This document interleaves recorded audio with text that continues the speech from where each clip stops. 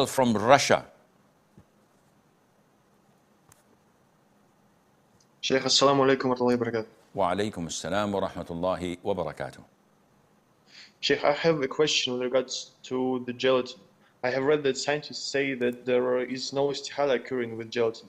I live in a Christian country, so my question is, will the basic principle of meats of Ahl al-Kitab be applicable to gelatin? As gelatin can be done in a halal way, without pork and dead meat, etc. Also, is trying to avoid it is going to extremes because the Prophet did not avoid the meat of the people of the book. For context, trying to avoid it is really difficult. Yeah, Carol. Why are you doing this? Driving over the speed limit and crossing the double white line, which means that you should not cross. You are entitled for one question, Akhi. And you go like over 100 miles per hour and not abiding by the speed limit and crossing people, endangering your life and my life. You're entitled for one question. As per the gelatin issue, yes, it is an issue of dispute. Some scholars say there is no istihalah. What is istihalah, by the way? Istihalah is total transformation from one entity to the other. So if a dog falls into a salt pit and dies, eventually, and we come after 6 months, we dig and try to look for the remains of the dog and it's gone. The dog itself turned into salt. Should we render the whole salt pit to be najis? No, because the dog has been transformed totally, nothing remains, into a different entity. If we irrigate an apple tree with sewer water, and then 3 months later we take the apple and tastes urine. No, it tastes good. It tastes like an apple. Should we say that, no, this is najis, we can't use it? The answer is no, because the water, the najis water, has been transformed into something halal. The guts of a cow, where it has the digested food and the likes, that turns from blood and filth into pure milk. This is transformation. This is halal, and the likes. So the concept of istihalah is found in the books of fiqh.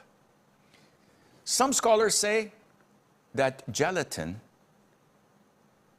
undergoes a rigorous and a very harsh process of transformation from pork, dead meat, bones, skin, and the likes into this gelatin, physically, chemically, totally transformed. And the hardship that we see in our lives when we buy medicine, when we buy candy, when we buy foods, when we buy different eatables, with the presence of gelatin in it, this hardship of being unable to segregate renders the issue to be eased and softer, as this is the concept of Islam. Other scholars say, no, it doesn't change, it doesn't transform, and we have... So it's an issue of dispute. I personally follow the opinion that says it has transformed totally, and the ease of Islam makes it, or makes life easy to consume these things that we cannot pinpoint and say for certainty that this is pork, this is dead meat, these are bones of dead animals. We can't, because it's different. It's a total different material and substance. Can we follow the concept, and this is your second question, though I'm not supposed to entertain it. Can we, if we follow the latter opinion that says no, there's no transformation, can we say that the gelatin in these countries like Europe, America, that are Christians, or Russia, that are Orthodox Catholics or Orthodox Christians, can we say that it is halal like the meat slaughtered there because they're Ahl al-Kitab, the people of the book? The answer is no. If you follow the latter that says there's no transformation, because they use